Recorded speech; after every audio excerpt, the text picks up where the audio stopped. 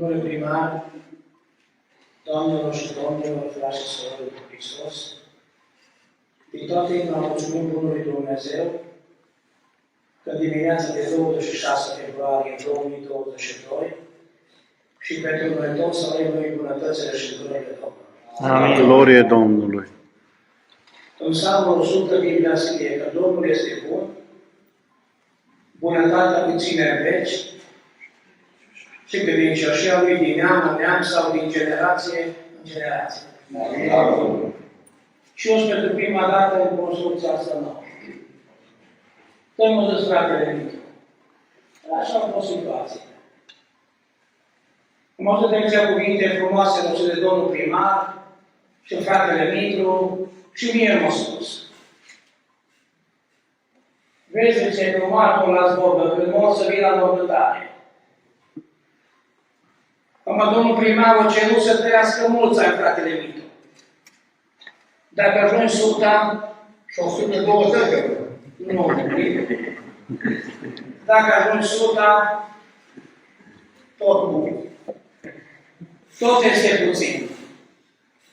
Și 969 cât acum e cu sala, chiar dacă pare mult, este puțin. Am fost astăzi la mișcă o mormântare și acolo în dreapta aproape de mine era o femeie căruntă, purta mască, am văzut că toți se uita așa. Mi se pare cunoscut un pic fizionomia. La final m-a spus, zice, eu sunt Floriță, zice, atunci tu pe de la mine. Deci am întâlnit 70 de ani, m-a arătat băiatul, nou, l-a pus. Băi, zic, îți amintești de când am fost noi copiii, nu parcă a fost el. Că așa spunea Moise, vedem cum este ducanii ca un sunet. Vreau în seara asta să rămân și eu pe tema asta, cu rugăciunea. Când a apărut mișcarea penticostală în România, semenii noștri, vecinii noștri, așa ne-au perceput.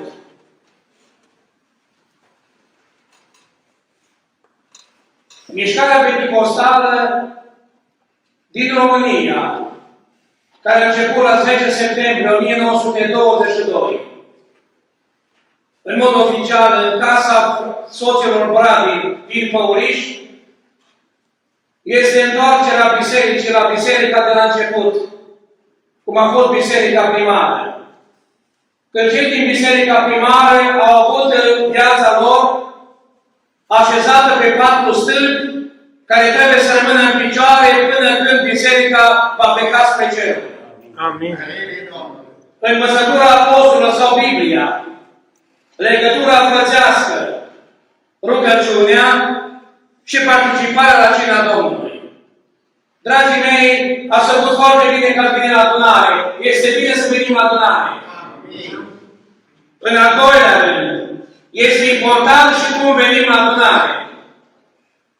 Dar este foarte important și cum plecăm acasă. Că uneori am venit la adunare grăbiți.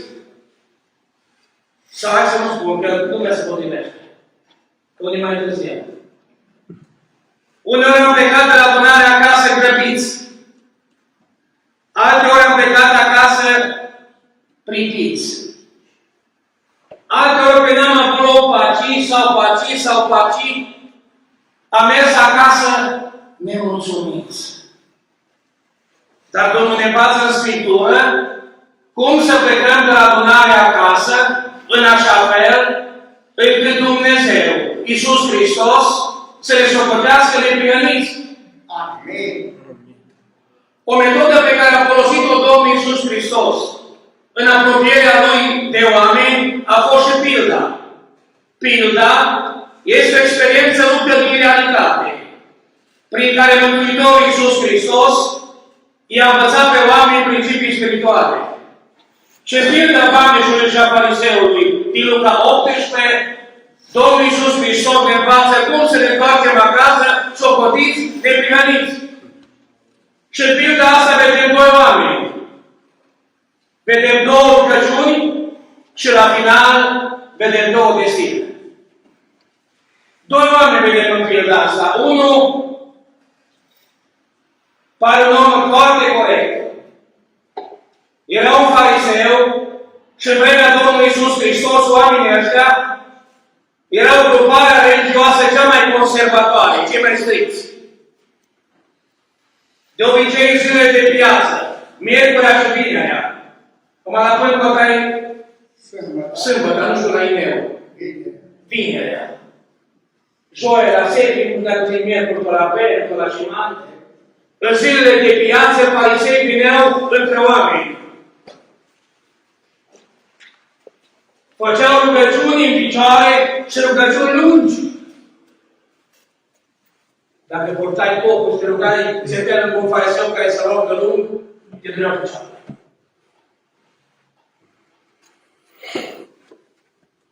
Erau așezați pe 7 niveluri, ca un bloc cu 7 etaje. Sus, nivelul 7 erau farisei cei mai hapornici. Ăștia când mergeau pe stradă și când vedeau că din sensul opus se apropie o femeie, ca să nu păcătuiască, închideau ochii și continuau să meargă. Aveau pe aici pe la cap cu cuie și plasturi. Când deschid ochii și mergi, te poți întâlni cu căpățâna aceea, cu prunul, cu plotul, cu gardul, cu stâlpul. Nu știu din ce categorie a fost omul ăsta. Dar a venit la timpul să se roage, n-a deschis gura. N-a cerut nimic în rugăciune, uitați-vă. Citiți-o acasă, că n-a citit nimic. Nu a cerut nimic în rugăciune. La prima citire, când m-am uitat așa la omul ăsta, m-am gândit, băi, ăsta e bun de comitet. Mitru, ăsta e bun de comitet. Ia ascultați ce spune el. Doamne, îți mulțumesc că nu sunt ca ceilalți oameni, răpăreți. Nu mă gândeau la așa. Sunt corect. Sunt cinstit. Am rămas în poporul tău. N-am trecut de partea romanilor. Nu m-am pus în slujba lor. Mi-am păzit ochii. Nu sunt un prea curmat. Eu postez de 2 ori pe săptămână și dau secioară și din salat și din ciubu. Care putem ridica mâna în omul ăsta? Cum se dă din tot, Nicule. Că într-o biserică, cum s-o ruga și-o zis, oameni din sală, îți dau 10% din ciubu jumătate. Păi, nu te impresat cu omul ăsta? N-avem noi astăzi probleme cu secioara pe biserici?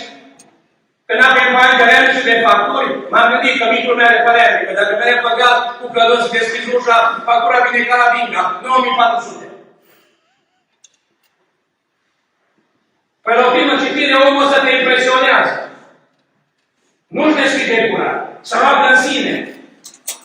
Lângă el, Mântuitorul pune un om la care cu greu i-a fi deschis ușa. Un vameș.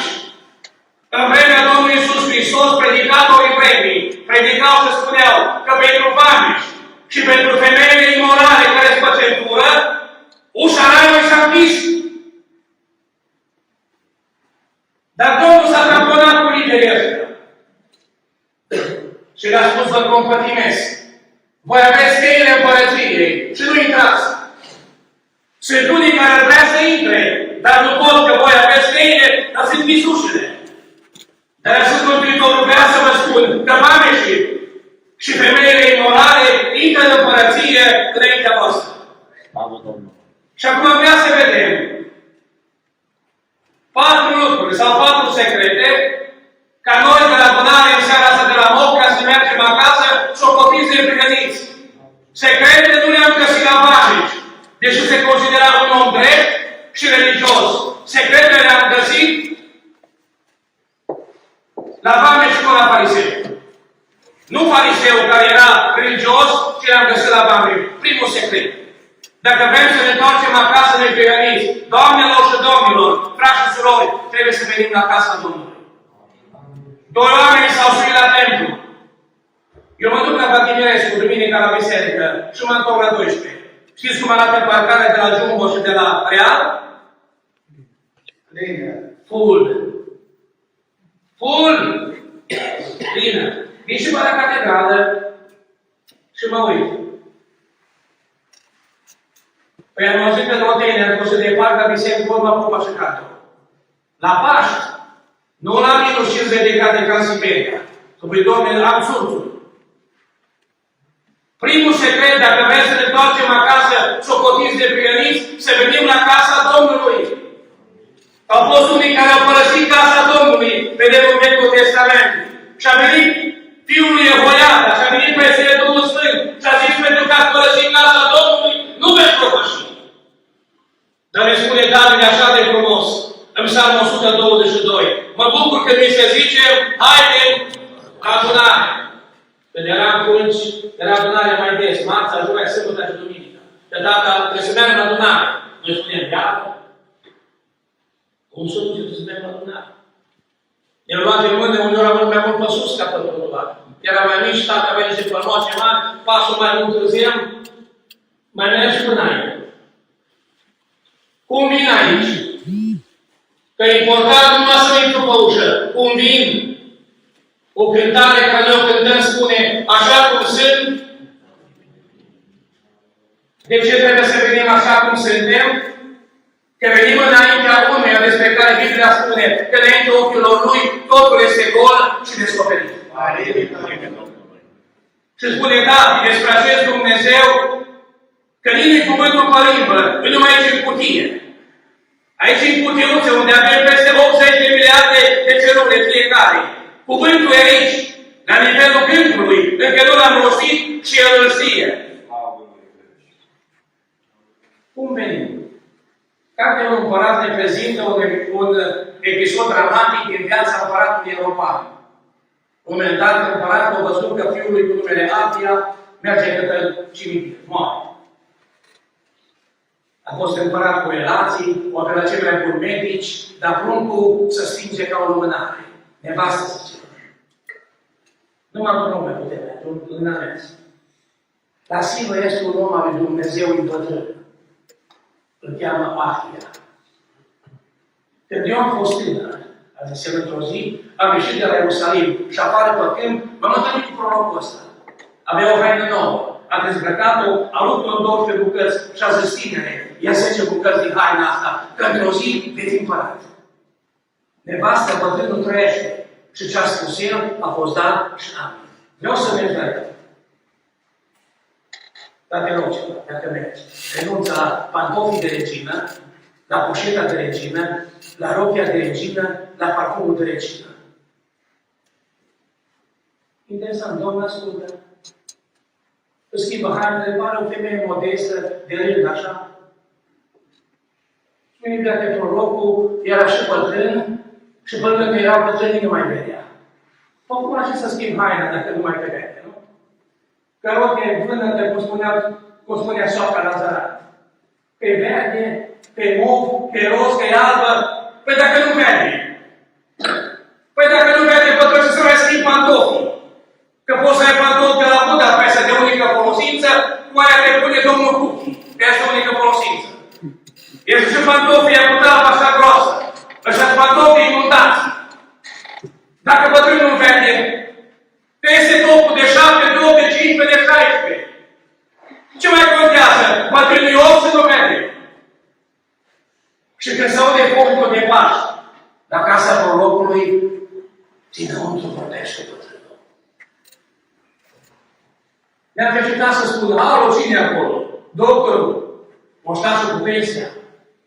I-a spune direct, intră nevasta lui Ieroboam, pentru ce vrei să te dai drept alta? Frați de la Mopea.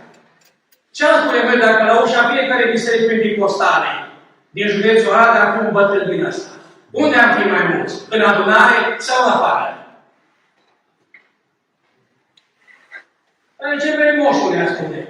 Cum să nu intru? Pentru că știi că eu o să sunt cantor? Să cânt cu acordeonul? Cum să nu intru? Că astăzi eu trebuie să țin ora de rugăciune. Mitru are COVID. Nu vine. Mă sunează, trebuie să vii la adunare. Și bătrânul stă la ușă. Și spune, nu intri, că te dai pe altul. Să vrei să spun mai mult?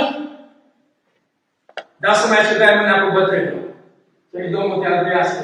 Am tremurat ca cu tremur. Vrem să ne întoarcem acasă socotiți de pregătiți, când venim aici, 1. Să ne dăm dreptate. 2.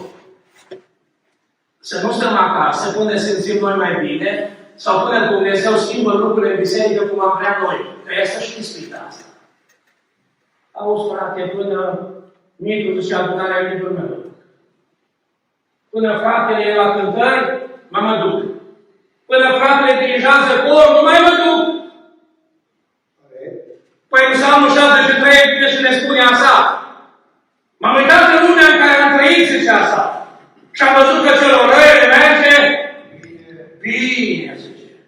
Ceapa lată, 4x4, ochii la ei ca și semnalizatorul la mașina Dacia 1100, vorbesc de sus, aleargă lumea la ei, cu capul ne-au treabă, cu hertul ne-au treabă, cu moara ne-au treabă, cu noștrile ne-au treabă. Ăștia dacă sunt promovați, spune așa. Eu vreau să trăiesc în sfințenie, în curăție și îmi pun întrebarea, să mai merită să fii pocăit? Ca să zici, Doamne, dacă nu schimb lucrurile, asta stă acasă. Și o stat o vreme acasă. Pe Dumnezeu ne-a mulțumit greu. Pentru că n-am mers fratele mare de la Comlăuș la alegeri. Îmi spune el, băi, de ce? N-am putut scoate lucrurile la cap. Până îmi dă și o femeie la mare, frate mare, ești liniștit, nu te tulbura. Că la noi dacă vine Arhanghelul Mihail în adunare, nici el nu-i bun, că slibește pe tare. O vreme asta a pasat acasă, dar apoi ne spune el, m-am dus din nou la adunare. Și când m-am dus la adunare, spune el, la adunare am aflat despre sfârșitul de la urmă a celor răi. Și citiți Psalmul 73 în final și să vedeți care era fericirea lui, acum este schimbat. Vreau să mă întorc acasă cu tine prietenii, vin la adunare. Vin așa cum sunt, nu mă dau trec altul. Nu stau acasă până când se schimbă lucrurile, după cum aș vrea eu în biserică, vine așa de știu că nu sunt agreat. Vreau să vedeți că omul a sorit ușor. Până în zi, uite-mă pe Iuda. Eu uite-o Doamneșul care s-a pus ca perceptorul în romanilor. Uite-mă că vine în acel roman. Tu ăsta e surd, nu auzi că predicatorul a spus că pentru el și pentru femeile imorale, pentru prostituate, s-au închis ușa raiului. Tu ăsta vrea rai. Iuda ăsta. Nu e așa că e greu să vii la adunare, că nu ești agreasă, că nu agrezi pe cineva. Doamne, să ne întâlnim la ușa adunării, nu? Dacă nu la trăiesc. Ce mi-ai spune fața cu ochiul? Sau Domnul să te binecuvinteze. Da, de mai nimeresc pe el la Lidia să-l pun pe picioare. Vai de mine, Doamne! Când ne uităm, o lua bătrânul sau bătrâna cina. Nu spune. Mai stau la urmă. Cuvântul repede să spun ceva la urmă. Cuvântul nu m-a spălat, ne spălăm noi. Dar să vedeți că a fost ușor pentru omul ăsta. Să te vorbească alții de rău și totul să vii, să știi că nu ești creat. Dar uitați-vă la omul ăsta, care vine la templu, cu dorința că să producă o schimbare și o schimbare în bine. Cu alte zile în urmă, la Filitează a fost pe evangelizare. Și o păstorul a apelat la Ioria, cu un oameni buni din evangelizarea, hai să chemăm și noi oameni la evangelizare. Păi și eu nu m-aș gândi, ca și fratele Micu, cu cine să încep? Cu domnul primar.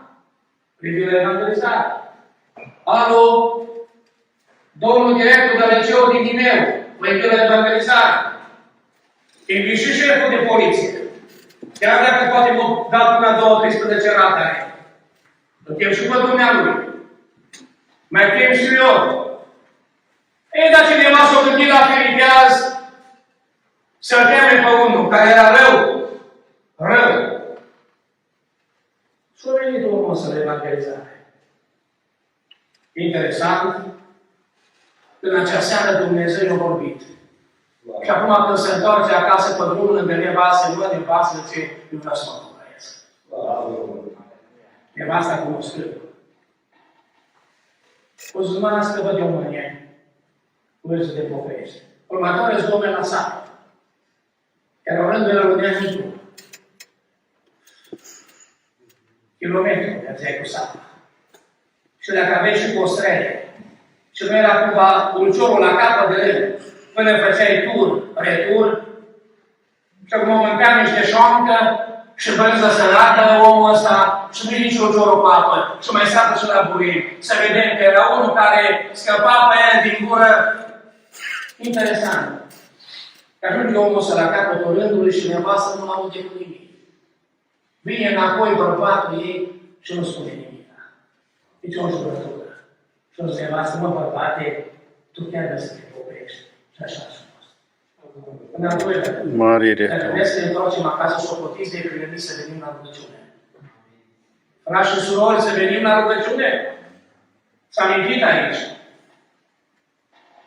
Noi cântăm frumos, roagă-te dimineața, roagă-te și la prânz, roagă-te pe înserate, roagă-te ori și când.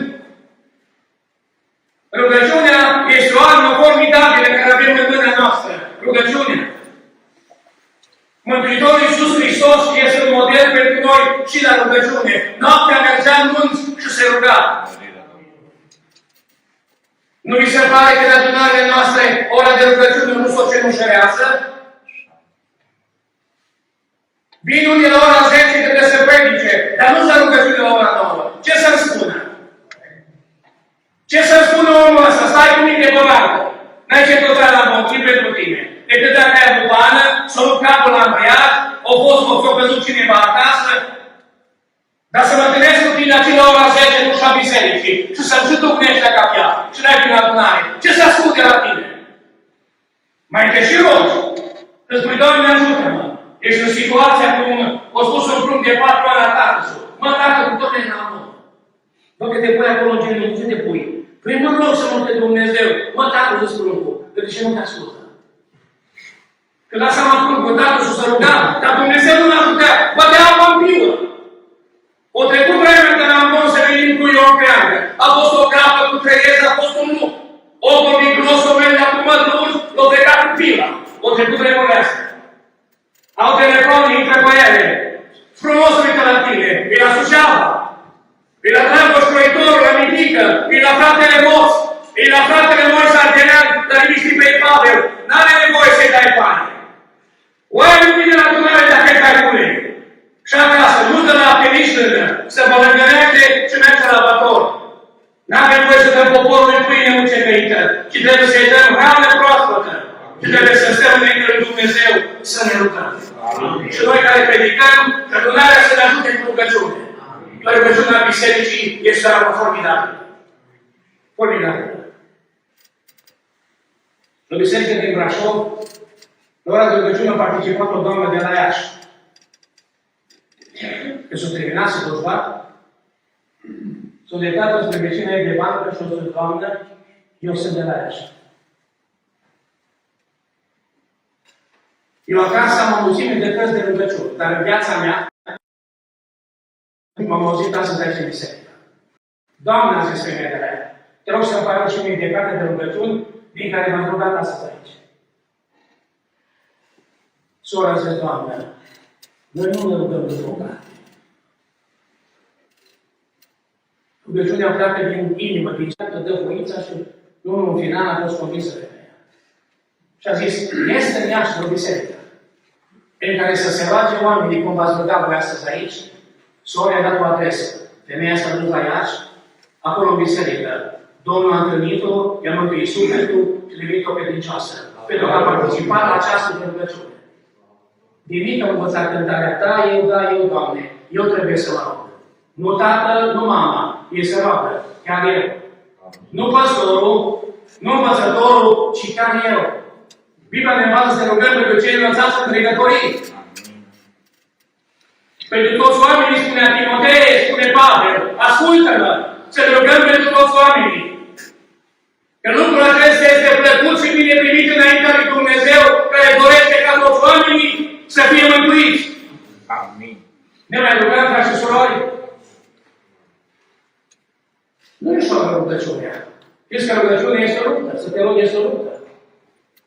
Uitați ce greu mai facem stăruințe, un capitol unde cândva eram foarte puternici. Păi Satana nu trebuie numai de rugăciune, spunea cineva. Și mai ales că realizăm rugăciuni supranaturale prin Duhul Sfânt, care nu ne poate învoia. Lui nu-i frică de cântare fără rugăciune, de predică fără rugăciune, dar tremură când ne rugăm. Vedeți dumneavoastră ce greu e să te rogi, timpul de rugăciune pare cel mai greu să te odihnezi, parcă merg alte activități. Dacă vrei să măsori care este temperatura spirituală a unei biserici, spunea cineva, participă la ora de rugăciune. Acolo se vede și temperatura la adunare. Așa este. Așa este. O, ce armă teribilă este rugăciunea. Frați și surori, să punem preț pe rugăciune. Prima rugăciune dimineața e cea mai importantă la adunare. Este rugăciunea de mulțumire. Dacă nu o fac, să spun la 9:30, Doamne, du-te la spital. Să spun la 10 până sfert, Doamne, du-te la cei din Ucraina, care îți spun Marea Mureș, pe la Știuca, unde mai fi. Ori prima rugăciune, cea mai importantă, rugăciunea de mulțumire. Îți spun, Doamne, îți mulțumesc.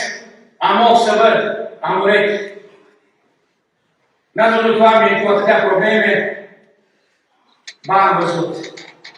Ba, am văzut. Eu dimineața eram în clasa 12-a, o venit fiică mea la mine și m-a zis, vezi că 2 copii la tine din clasa 9. Eu l-am adus și dus acasă. Că tatăl lor, la 46 de ani, a ținea somnului și să mergi pe față. Am fost cu manul la un verișor de-a lui 37 de ani, lângă face, urma 6 copii. Am murit o mamă de 35 de ani, au rămas 14 copii și data crunților e puștărie. Până ai motiv să mulțumesc lui Dumnezeu? Sunt unii care de 10 ani vor bolnavi o casă cu pătura. Și noi dormim cam o cu seara. Ai motiv să mulțumesc lui Dumnezeu?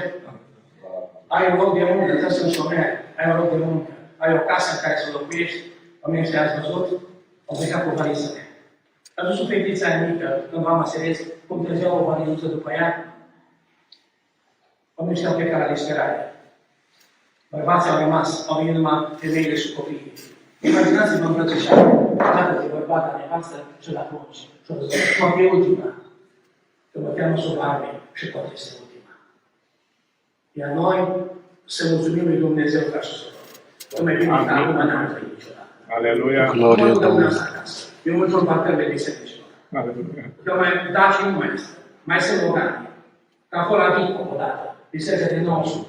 Am o treabă. Ia să vă dați la voi. Frate, un singur local din toată adunarea. M-am gândit. Vrea să ne o binecuvântarea Domnului?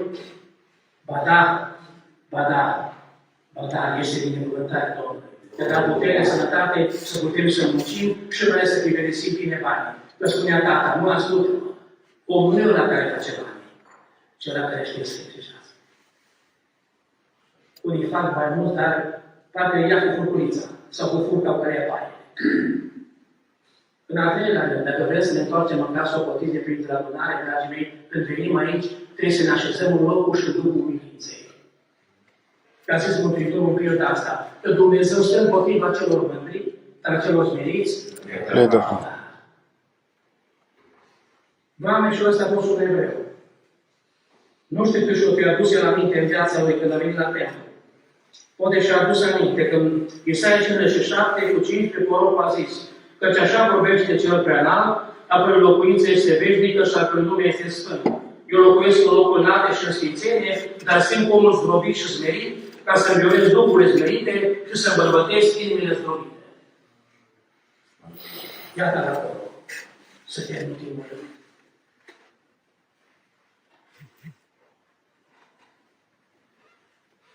Nu am trebuit să ridice nici ochii.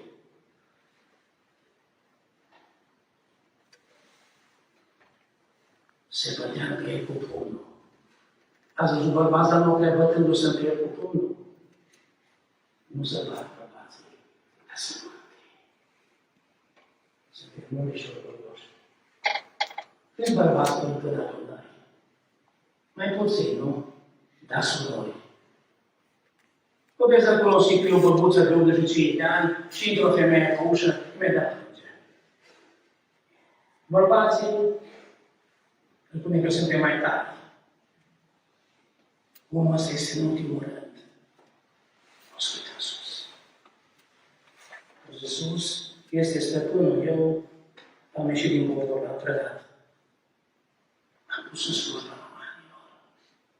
Mă arată oamenii cu degetul și spun că sunt un Iuda. Dar dacă e așa cum zice Isaia, El este sus, Și vine de acolo încă cel doborât de întristare, care să-l înviolează, încă cel smerit, nu sunt aici. Hai să stai de-în față să vă la picioare. Cu 2600 de ani în urmă, cel mai puternic om de urmă puternic în țară.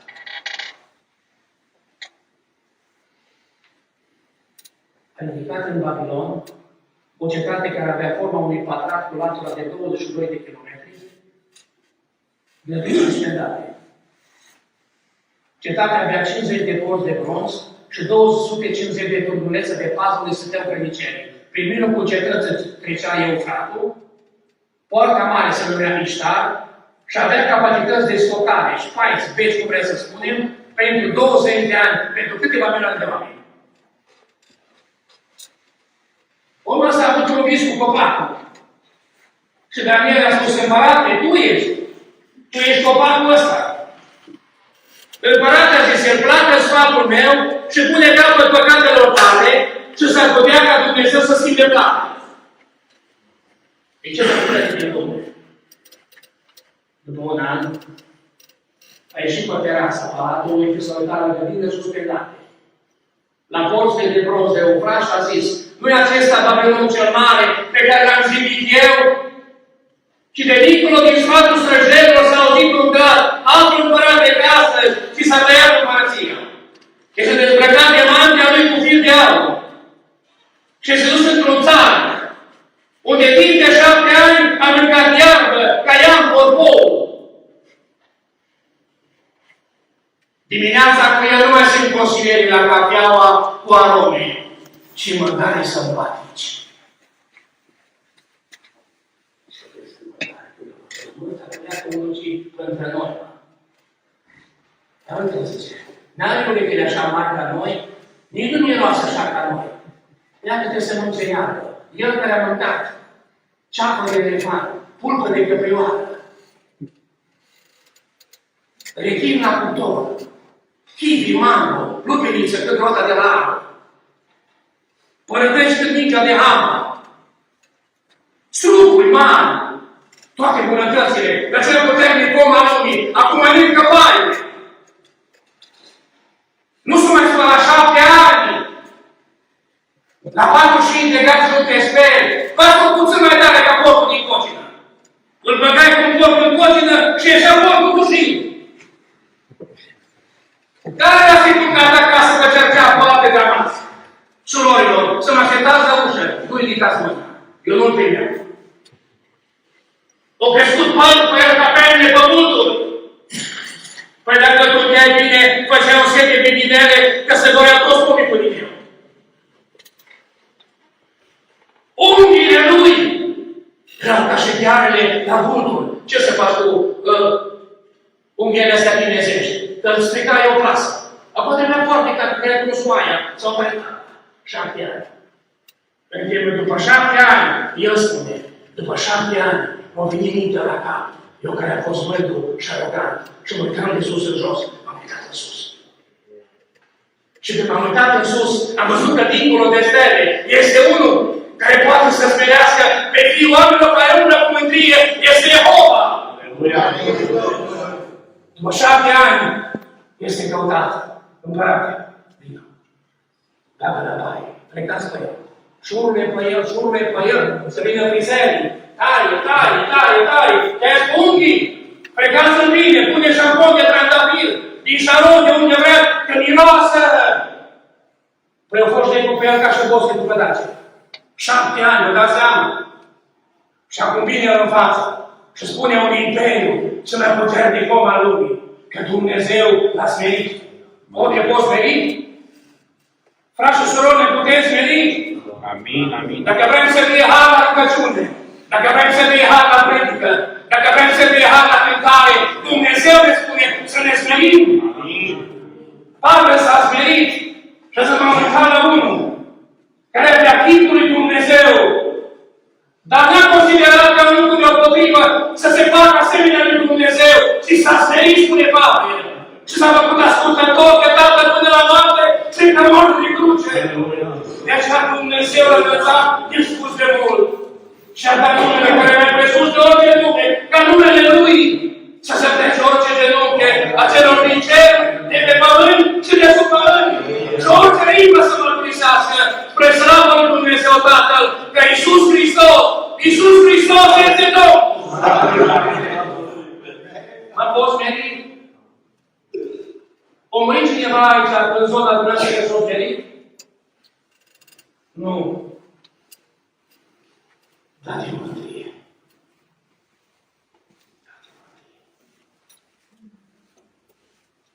Spune Biblia în Proverbe, când vie mântria, vine și rușinea și Doamne s-o ruga, Doamne, păzește părocul Tău de mântrie și vor fi păzite păcatele. Adică o ilustrată în care se spune că într-o zi pe un câmp era o plumă imensă și un bătrânel ciolană. Odată că un drum prăfuit așa de țară, vine un cip, ultimul tip. Din cipul ăsta popoară un tânăr.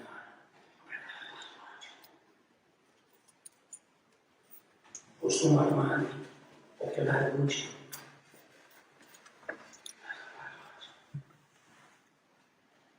Moșule, dacă spun că te o iai, îmi dai una.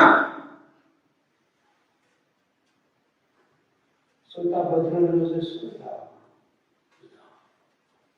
O deschis capotă din spate, o scos un laptop de ultima generație, s-o conectat la satelit, o scos imprimantul ultra performantă, o scanat zona, 500 de goli ministeriale A4 și o zis, moșule, 1586. Exact 100. Poți să iei oaia. Și în timp ce mergea spre mașină, o să-ți bătrânau, bă, pruncule. Dacă spun unde lucrezi, îmi dai oaia înapoi. S-o dau, nu știu cât. S-o dau. Mă, tu lucrezi la guvern. Așa, se auzi, bătrân, a venit aici și nu te-a chemat. Mi-ai dat o informație, mă, pe care eu o știam. Și pe deasupra, habar ne-ai pățit unde trăiești. Păi, dar cum ți-ai dat seama, a fost destul, mă, pruncule, din 1586 de ori, tu ai luat câinile. O văd un ciobănesc care se pânea cu oaia cu minte, l-a luat cu lău și l-a de la cipă. Ochelarii cuci și mândria lui. Așa spune Biblia, că vine mândria Dumnezeu. Ia-te cu câinile la mașină. Nu l-au fost cu minte, fiind văzut bătrân nimica, 98 pe el. Dacă văzut câinile că bătrânul tace, o sta cu minte, ăsta văzut care râză mare, hai cu culău! Cum ar fi să auzim că în primărie la Ineu mers unul și-a vrut să dea o aie la Consiliul Local și-a dus un culău de pătrâni, de pătrâni.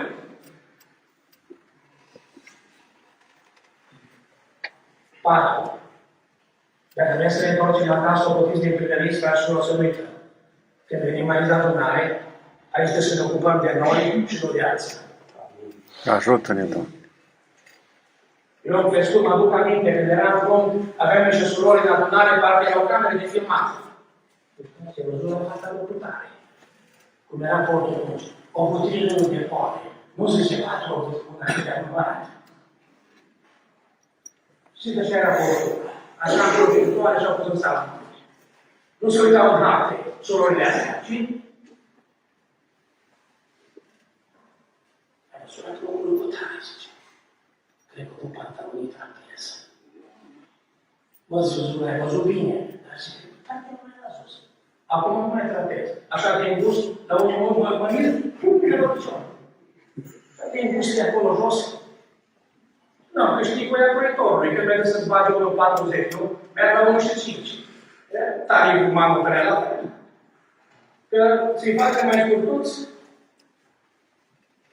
O uitați-vă la Mameș. O vine la templu și s-o ocupa de el. Rugăciunea lui scurtă, clară și concisă. O poate rosti oricine. Cum a fost rugăciunea lui ce a zis? Dumnezeu n-ai milă de mine, păcătosul. Vreau să spună, Doamne, fariseul ăsta o trecut la mine pe la mare. O fost chiar pe la mea și l-am întrebat, Nenică,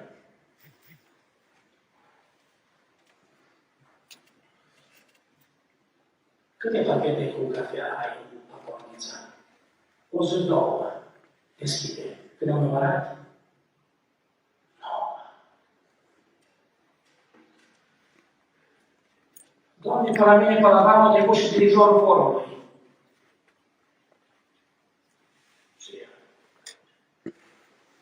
L-am întrebat. Ai cum am bagaj un motor de Volkswagen? Cum l-a întrebat o tata pe unul la bandă. Băi, ce m-am uitat și am văzut că scurta bătea ca lunga. Era ca lăsată mașină de un bulgar. Câte motoare ai? Unul. Se deschide capota. Era patru. El n-a avut treabă. Putea să spună. Pe la mine, pe la Bama, au trecut și preoți care sunt aici și spun: Doamne, miluiește-ne, Doamne, miluiește, Doamne, ai milă de noi, pace ție, cititorule. Și l-am prins și pe ăsta cu o cauă mică. Nu o să spune. Și doar atât, Dumnezeule, ai milă de mine, păcătosul. Pe în adunare aici ne ocupăm de noi. De noi. Pavel spune celor din Corint, fiecare să se cerceteze pe sine însuși. Ai venit duminica, te întreb de luni până duminică. M-am gândit rău. Nu am putut veni fata acasă cu 7, la matematică. Și colegii de bancă, care nu prește o la 9. Ce înseamnă? Bă, asta mă duc. N-ar vrea că Dumnezeu e aici. Să rămân să ridicați mâna. Câți ați gândit rău primarul anul trecut? Toți, dacă nu vor rezolva plângerea, i-ați gândit rău. Nu-ți părut, dar vă citesc. Că toți părinții care vin la mine la liceu când am fost director și nu le-am rezolvat problema. Hai, să vedeți. Uitați că sunt părinți. De-abia prins și eram tăiat. Așa suntem, că suntem oameni. Spune o vorbă că dacă de 99 de ori ai făcut bine și odată nu ai putut face bine, s-a terminat. Dar când venim aici, suntem în prezența lui Dumnezeu. O, Dumnezeu vrea să vadă, dacă te recunoaște. Mă aduc aminte, când eram copii și mai făceam și noi boaptene, tata ne chema așa ca la un fel de tribunal. Și dacă ne-am recunoscut, pedeapsa era mult mai redusă. Uneori chiar s-a anulat. Spune Biblia, cum se îndură un tată de copiii lui, așa se îndură Domnul de cei care se tem de El. Trebuie să fii sincer. Nu-i spune nimic, Doamne, îți la adunare, dar nu rușine. Că săptămâna asta n-am mediat și am mințit. Săptămâna asta am pus soției, o rog să spun că e cea mai frumoasă. I-am spus altceva. N-am pus un exemplu pentru copii și câte nu sunt. Câte nu sunt. Câte nu sunt. Trebuie să ne ocupăm de noi. Că vrem să ne întoarcem acasă și o plătiți neprietenă.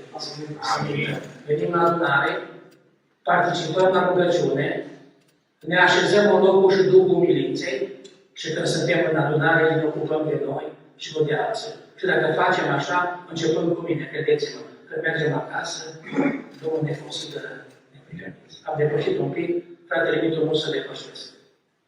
Acum eu știu, vorba unui episcop în America, a avut un predicator. Și episcopul a spus așa: cine știe să predice scurt, va mai fi chemat așa de să predice. Dumnezeu să vă binecuvânteze biserica, Domnul să binecuvânteze pe Domnul primar, va fi conducerea orașului. Și acum, când o să vină asfaltul, frate Mitru, o să vină. Pe Pacii, frații nu o să vină cu mașini de 7 tone. Adunare, nu veni cu asta. Merge domnul principal de pe Culeane și Codătoare. Nu le ducem la adunare, nu le-am la mine acasă. Unde stau după probleme că sunt străzile mai bune. Să nu uităm, să ne rugăm de celălalt dregătorii. Oricine ar fi. La plan local, la nivel de națiune și cei care conduc de sine, vedeți dumneavoastră. În ce situație suntem? O situație foarte complicată. Foarte complicată. Acum să ne unim la rugăciune. Când am vrut imaginile cu femeile de la Harvard, care au genunchiat în stradă, cu riscul să vină ceva deasupra. Și au zis, numai Dumnezeu mai a rămas. Numai Dumnezeu mai a rămas. Avem în Ucraina, partea unde sunt românii noștri. Eu am fost în vara trecută la biserică lor. Sunt mulți și au biserici mari să rapă și prin la Dumnezeu. Și așa și noi să lucrăm cu rugăciune. Că rugăciunea aduce rezolvare. Dumnezeu spune toată. Să binecuvânteze biserica, să binecuvânteze familiile dumneavoastră, casele dumneavoastră, viețile dumneavoastră și dacă Domnul ne mai dă viață. și fratele Victor va trăi și noi, o să ne bucurăm și o să vedem biserica crescând. Poate nu, știu eu, în ritmul cum am vrea noi. Cât se votează partea aici? Nu merge. 3-4? Da. Bun. Deci îți trebuie cam 20 de ani. Dacă mai să de loc. 15, ce mai ai sus cam așa, de 20 de ani, 73 cu 20 de ani, mulțumim. Doamne!